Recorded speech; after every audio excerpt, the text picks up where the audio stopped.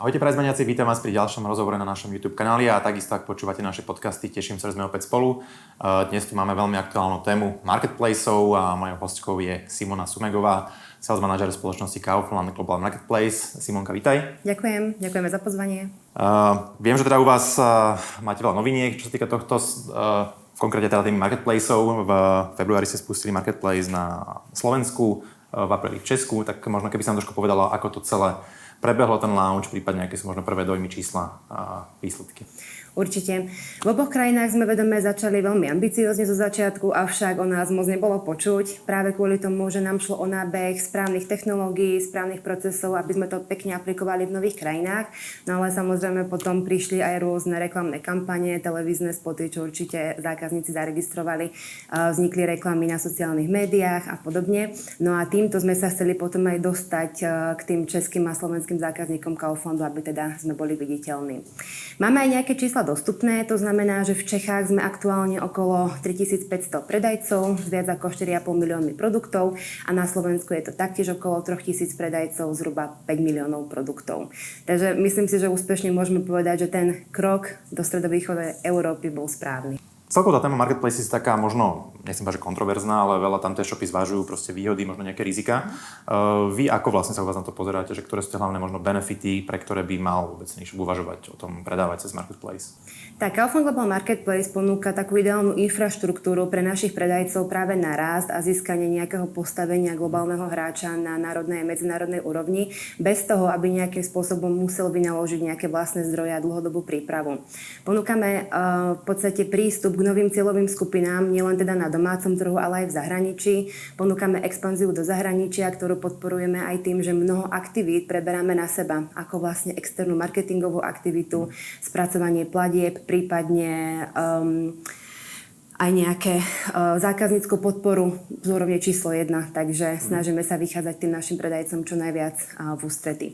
Predajcovia môžu úspešne využívať mnoho nástrojov a služieb, ktoré Kaufland ponúka, ako napríklad práve to bezplatné prekladanie produktových dát u nás, alebo prípadne performance coach, to zase je individuálna konzultácia s predajcami, ktorým sa snažíme pomôcť odokryť ich potenciál nad konkurenciou. A tvoja skúsenosť je aká s tými možnostnými shopmi, že vedia presne, čo, ako kde majú robiť, alebo naozaj často potrebujú práve takúto nejakú asistenciu z vašej strany, alebo aká je tá reálna prax?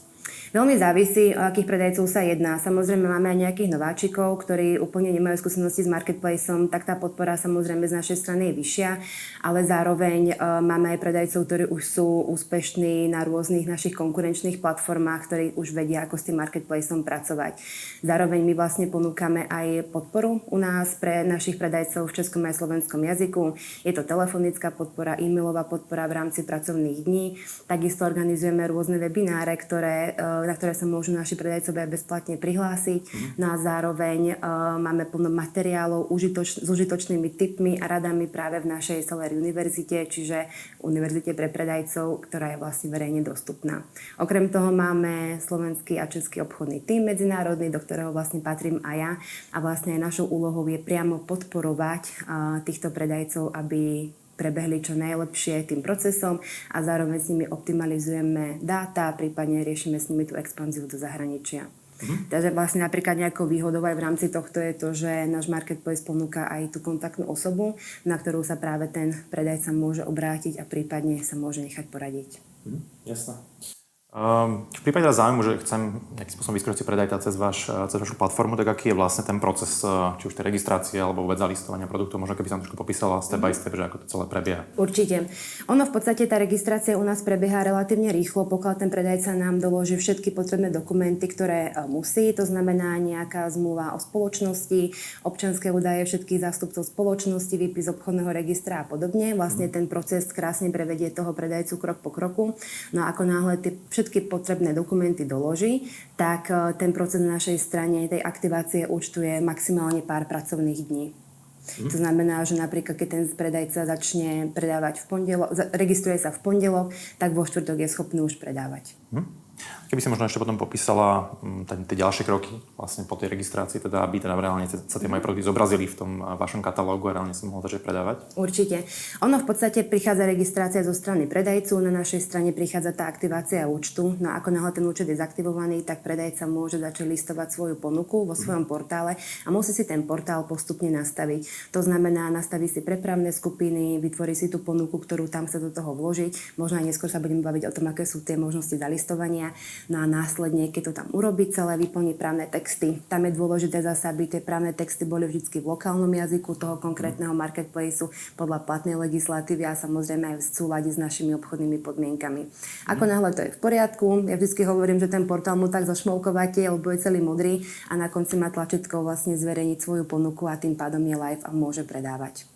Z našej strany potom vlastne prichádza spracovávanie platieb, spracovávanie objednávok. Ako náhle tá objednávka je zaplatená, prepadne k tomu predajcovi do portálu, prípadne do iného systému, no a ono balí a expeduje k zákazníkovi. Je teda bežnejšie, že si manažuje tie objednávky priamo vo vašom nejakom admine, alebo skôr preferujete teda shopy manažovať si to nejako na svojej strane? Tak, čo sa týka toho, tých spravovania objednávok, tak máme na to vlastne ako keby viacero možností. Bude to, že priamo si manuálne spracovávať tie objednávky vo svojom portále, alebo práve môže využívať nejaké API spojenie, prípadne nejakého ďalšieho softverového partnera, ktorého máme zaintegrovaného a práve prepojí ten Kaufland, dajme tomu, s tým ich systémom. Takže vlastne je schopné to riešiť viacerými možnosťami. Asi závisí aj dosť od veľkosti toho shopu, nie od toho objemu tých počtých objednávok, že... Tak, aj od toho, ako veľmi to chcú mať automatizované. To je zase ďalšia vec. Prípadne mnoho e-shopov máva napojené na e-shop, okrem teda tej skladovej zásoby je účtovníctvo. Takže mnohokrát vlastne treba myslieť aj na tieto kroky v podstate, ako chcem, aby mi ten marketplace fungoval a plne bol automatizovaný s tým systémom našim. Pre zaujímavosť, napríklad tá fakturácia, tá prebieha od vás, alebo tá fakturácia sa rieši zo strany toho obchodníka? Faktúra prebieha na strane predajcu, takže ten zasiela tú faktúru zákazníkovi. Odporúčame ju dávať priamo alebo nahrať ju priamo k tej objednávke, aby sa ten zákazník potom vo svojom účte mohol k tomu vždy dostať spätne, keď potrebuje. Samozrejme, druhá varianta je vložiť to fyzicky do balíčku. Dobre, ak som koncový zákazník a nakúpim teraz viacerých merchantov, tým pádom predpokladám, že to manažuje ako úplne samostatné objednávky. Je to tak, to poštovné sa v košíku kumuluje. Takže keď si objednáš od viacerých predajcov, tak potom v závislosti od toho... Môže sa ale stať, že ten predajca môže ponúkať dopravu zdarma. Môže sa stať, že už tam bude mať nastavenú hodnotu, vymyslím si, od 40 €, že teda chcem od 40 € ponúkať dopravu zdarma, tak môžem natrafiť na produkty, kde mi v podstate to poštovné sa tak skumuluje, že vlastne ho nebudem platiť celé, keď to poviem takto. Neviem, či môžeš prezradiť, ale vy máte do budúcnosti možno aj ambíciu nejako riešiť aj tú logistiku, či to vôbec zatiaľ týmto smerom neuvažujete? Veľmi dobrá otázka. Aktuálne asi na to nebudem môcť odpovedať. Dobre. Ešte k tým prekladom, ty si niečo tam už naznačila, ale teda predpokladám, že keď chcem napríklad ísť predávať zo Československa do Nemecka, tak samozrejme tie preklady asi budú veľmi dôležité, tak na toto máte vy nejakú službu, alebo akým spôsobom vlastne viete pomôcť práve s tým prekladmi, lebo to môže byť takáto dôležitá vec, ktorá má dopad na mieru konverzie a tak ďalej. Rozumiem, áno, máme vlastne takú možnosť, ale treba tu rozlišovať viaceré možnosti. Znamená to, že my ako Kaufland Global Marketplace máme už širokú databázu českých a nemeckých produktových dát. To znamená, že pokiaľ sa k nám hlási predajca, ktorý tieto dáta už vlastne má podľa EAN kódov, tak v podstate iba nahrá tú svoju ponukovú informáciu. Ďalšia možnosť je, že pokiaľ tie informácie alebo teda tie produktové dáta my nemáme, tak môže využiť dve možnosti. Jednou možnosťou je práve využitie nášho bezplatného prekladu, ktoré si potom priamo v portále zaklikne a tie produktové dáta sa mu preložia. Je to vlastne pomocou umelej inteligencie a do tej nemčiny to už je naozaj na vysokej úrovni a zase je to bezplatné, čože ako obrovská takisto výhoda pre našich predajcov. No a druhá možnosť, ktorá je, tak vlastne ponúkame aj zvýhodnené služby nášho externého partnera Powerlink, ktorý v podstate ponúka jak strojové preklady, tak aj preklady, nazvem to s ľudským faktorom, ale zároveň potom aj tú následnú posteditáciu strojových prekladov práve z tej ľudskej strany. Takže potom je na predajcovi, aby si pozrel tie podmienky a zvážil tie možnosti v podstate, čo mu bude najviac vyhovovať. Jasné. Ešte pre zaujímavosť, čo týka toho nejakého párovania, nazvem to tých produktov. Poviem príklad, že ak by ste mali, neviem, 100 merchantov, ktorí predávajú rovnaký produkt, nejaký konkrétny iPhone, myslím si, vy nejakým spôsobom tie dáta aj agregujete, alebo v proste to 100 rôznych produktov u vás v katalógu? Rozumiem. Páruje sa to na základe EAN kódov a tam zase závisí od toho, aké tie produktové informácie sú. Má to napríklad čo dočinenia aj so značkou. To znamená, že pokiaľ stáva sa nám, že viacerí predajcovia nám posielajú k jednému produktu viacero informácií, no ale práve majitelia tých značiek majú tie informácie kvalitné a sú vhodné na prezentáciu toho výrobku. To znamená, že pokiaľ sa nám stane takáto situácia, tak ten majiteľ značky, ktorú si k nám zaregistroval, my preferujeme ten obsah, má vlastne udelené práva, tým pádom sa používajú tieto produktové dáta, ktoré v podstate tí majitelia značiek si sami určia, aké tie informácie budú. Jasne. Čiže v tomto prípade ako keby má prednosť tá informácia od toho vendora, od tej značky, nad tým, aký popis vám posiela vo feede alebo akokoľvek ten e-shop. Presne tak, presne tak. Dobre, ale teda tých produktov, dajme tomu, bude 100 v tom listingu, keď teda sú to proste unikátne produkty, respektíve unikátne je to, každý ten produkt má svoju kartu produktov, v podstate od každého merchanta je to samostatná. Bavíme sa teraz o 100 unikátnych produktoch so 100 rôznymi EAN kódmi alebo o 100 popiskoch k jednému EAN kódu? Mal som na mysli identický produkt, identický EAN, ale od 100 rôznych merchantov, že či teda vlastne u vás v tom katalógu, dajme tomu v mobiloch, uvidím 100-krát ako keby ten istý model toho iPhoneu, alebo nejakým spôsobom máte ambíciu možno, že to aj nejako párovať na seba na jednu produktovú kartu. Hej. Tak, aktuálne to funguje tak, že pokiaľ nám viacero predajcov posiela viacero popiskov k jednému produktu, tak vlastne ten majiteľ, ktorý prišiel prvý s EAN kódom, alebo ten vlastník značky, má tie produktové dáta. To znamená, že každý ďalší predajca, ktorý sa k nám napáruje skrz ten istý EAN kód, už má tie produktové informácie od toho prvého majiteľa informácií, s tým teda, že ten predajca nahrá iba tú svoju ponuku. A ono v praxi to vyzerá tak, že keď si otvorím práve nejaký produkt na Kauflande, ktorý má, dajme tomu 5 predajcov, tak vlastne je tam napravo tzv. Buy box, čo v podstate znamená, že kde je cena toho produktu, cena za dopravu, samozrejme tlačítko vložiť do košíka a rýchlosť dopravy. A tie ďalšie ponuky práve sa zobrazuje potom zase v separátnom okienku, kde ten zákazník si zase môže rozkliknúť a pozrieť si, o aké tie ďalšie produkty, alebo aké tam sú ďalšie ceny, alebo časové dodania. Jasné, rozumiem. A ešte k tým EANom, je to niečo, čo je podmienkou zalistovania produktov, alebo skôr ako nice to have? Aké v tomto nejaké sú vaše podmienky? V našom prípade mať EAN kódy je povinnosť. Pokiaľ je predajca, ktorý má nejaké produkty bez EAN kódov, tak bohužiaľ ich tam nezalistuje. Čiže vždy odporúčame oficiálnou cestou tie EAN kódy v podstate získať, aby to mohol dať na marketplace.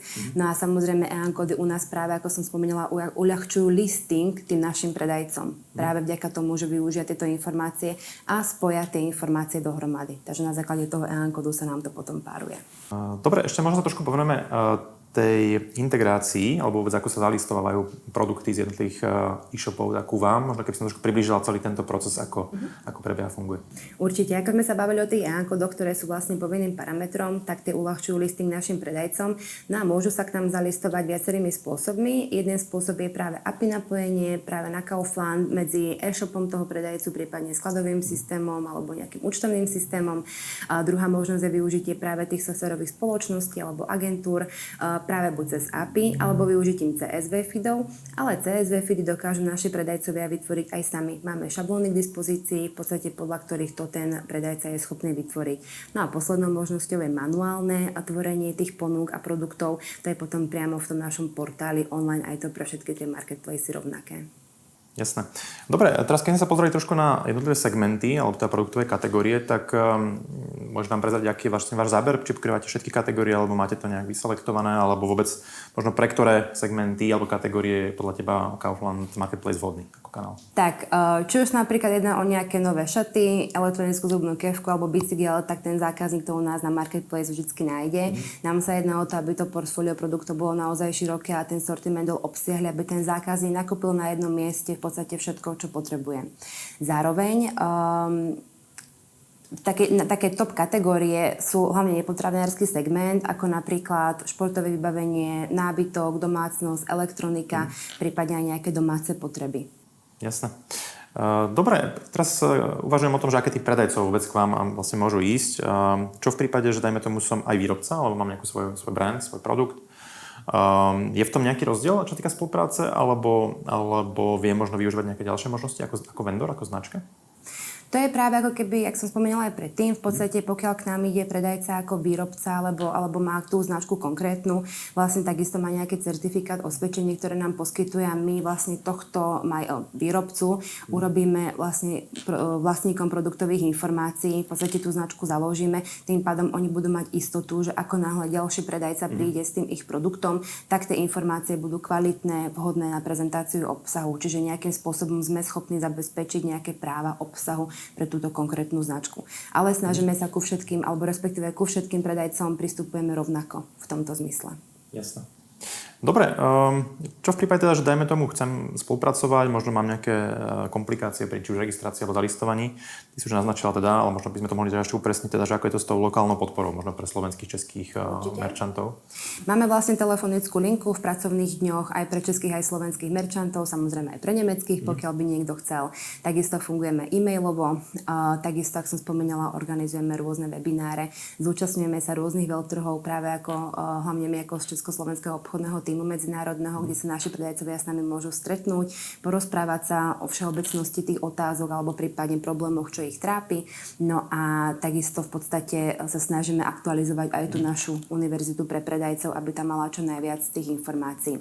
Spolupracujeme ešte s rôznymi agentúrami a softwarovými partnermi, ktorých pravidelne školíme, aby boli aj oni schopní pomáhať tomu predajcovi v podstate už pri tom procese registrácie, následne pri onboardingu, pri tom úvodnom procese do predajného kanálu, no a zároveň aj v prípade, že vzniknú nejaké všeobecné otázky, tak aby v podstate oni boli schopní reagovať.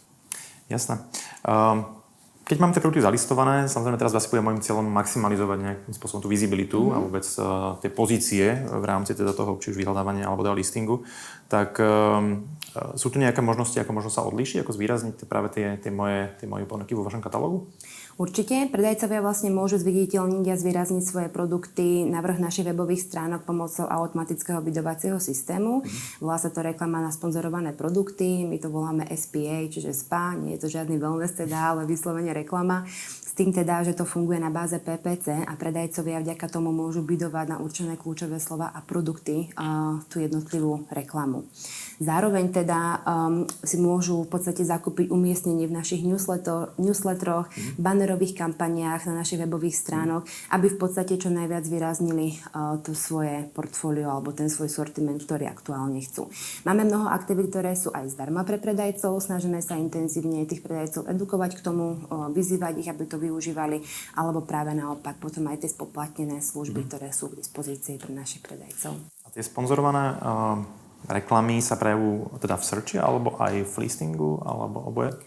Tak, nachádza sa tá sponzorovaná reklama priamo v kategórii toho konkrétneho produktu, čiže, neviem, teraz sme mali sezónu grillov v lete, tak proste keď prídem do kategórie grilly, tak vlastne vždycky tie prvé dva produkty sú práve od tých predajcov, ktorí si zaplatili tú reklamu. Jasne. Tí predajcovia sa môžu samozrejme meniť, ak to funguje na spôsobe PPC a takým tým aučným bidovacím systémom, tak vlastne dneska tam môžu byť dvaja iní predajcovia a zajtra tam môžu byť úplne iní predajcovia. Tam tá konkurencia jednoducho je. A teda rozhoduje čisto cena za preklik, či aj preklikovosť, nejaké CTR-ko, alebo... Je tam aj cena za preklik, je tam aj potom záujem danej kategórie, to vyhľadávanie, takisto ako sa to nastavuje, zase závisí aj podľa sezónnosti, o aké tie produkty sa jedná a podobne. Jasné. Dobre, o tom spracovaní tých objednávok vlastne sme sa už bavili. To znamená, že buď teda to manažujem priamo u vás v admine, alebo teda ten shop na svojej strane. Keby sme sa teraz možno pozreli trošku na nejaký reporting, analytiku, tak naozaj tie shopy dneska sú už veľmi často sofistikované, chcú si detálne prezerať tie dáta o tej predajnosti, tak tu máte možno na akej úrovni ten reporting? Tak, priamo v portále predajcov máme záložku reporty, ktorá obsahuje tých reportov mnoho. Mojím obľúbeným reportom je porovnávanie s konkurenciou, napríklad s tým, že tam v podstate si ten predajca dokáže optimalizovať svoju cenovú stratégiu práve voči konkurentovi. Ponúkame reporty o predajoch, aby ten predajca videl, ako má tú aktuálnu výkonnosť na našich trhoviskách. Ďalej máme reporty transakcie, ktoré zase môžu predajcovia využiť vo svojom účtovníctve. Máme reporty o nenájdených EAN-kódoch, kde v podstate ten predajca dokáže zistiť, ktoré EAN-kódy sa u nás na Kauflande už nachádzajú a práve naopak, ktorý musí doplniť tie produktové alebo tie ponukové informácie, aby ich musel nahrať.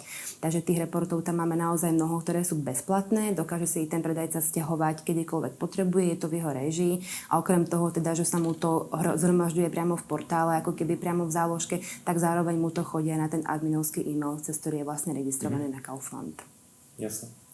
Čiže na základe toho potom aj sa rozhodujú asi, že aj od tej biddingovej stratégie a týchto vecí, keď si podajú tie reporty a vidia tam, ktoré produkty ako sa k tomu bidovaniu, zobrazujú.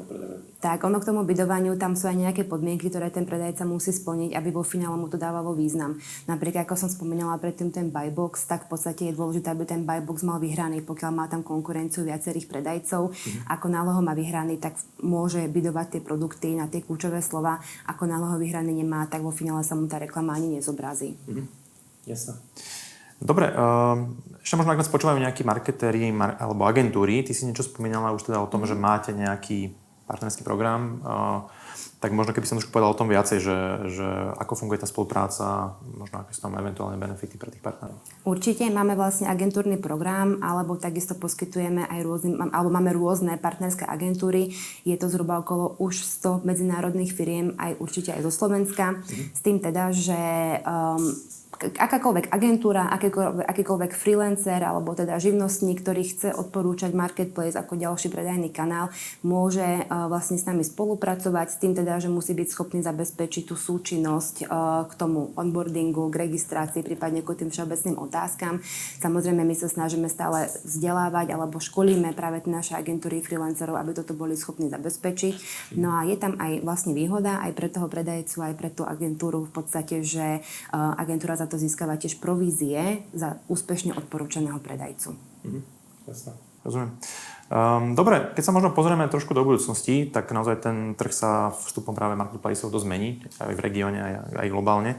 Tak ako to možno ty vidíš, alebo ako to vy vidíte u vás v Kauflande, že kam sa uberá celý ten e-commerce trh a prípadne aj vy, aké máte ambície, možno v horizonte povedzme 3 až 5 rokov?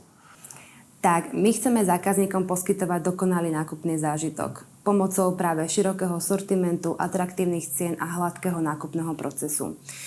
Vyvíjame najmodernejšiu marketplace technológiu a snažíme sa poskytovať spracovávanie platieb práve a poskytujeme aj tú popredajnú službu. Veľký vplyv na to majú samozrejme naši aktívni už zúčastnení predajcovia, ktorí nám pomáhajú tohto dosahovať a snažíme sa aj v kooperácii s nimi zabezpečiť čo najlepšiu zákazníckú skúsenosť. V našom ponímaní význam online trhovísk neustále rastie, aj ľudia čoraz častejšie nakupujú na marketplaceoch alebo celkovo online, takže my sa snažíme byť pre toho zákazníka ako prvou voľbou v rámci tých nákupov, ale samozrejme aj pre našich predajcov ako silným, stabilným partnerom, s ktorým zvládnu vlastne do budúcna tú situáciu na trhu. Jasné. Ešte sme možno nespomenuli dôležitú vec a to je vlastne nejaký možno aj model spolupráce s tými merchantami alebo sa s tými predajcami. Tam môžeš trošku približiť, ako máte to nastavené, ako funguje vôbec po finančnej stránke tá spolupráca. Máme tam mesačný poplatok, máme tam 2 mesačné poplatky, prvým je teda 39,95 eur plus DPH a potom druhý je o 10 eur vyšší. Rozdiel v týchto dvoch je, že ten vyšší poplatok má ešte odkaz na e-shop, čiže tým pádom tam vzniká nejaké organické vyhľadávanie v rámci toho e-shopu. No a máme tam ešte provízny systém, tam sa riešia provízie, sú variabilné, je to od 7 do 16%, je to v závislosti od tej kategórie, kde sa ten produkt nachádza. Tie provízie sa počítajú z predajnej ceny produktu s DPH a s dopravou a v rámci toho mesačného poplatku sú skryté všetky služby, ktoré Kaufland ponúka. Rozumiem. Dobre, super. Simonka, ďakujem teda veľmi pekne, že si prišla, že si nám predstavila teda aj vôbec tému marketplaceov, aj teda to, čo vy robíte v Kauflande. Držím teda palce, nech sa vám darí, nech teda máte veľa spokojných zákazníkov, aj teda predajcov. A ďakujem teda aj vám, že ste nás sledovali. Ak máte akékoľvek otázky, postrehy, budeme radi za komenty pod videom, prípadne za každý share, like, tweet, subscribe a podobné tlačítka a budem sa tešiť na ďalšie rozhovory. Majte sa pekne a pekný deň.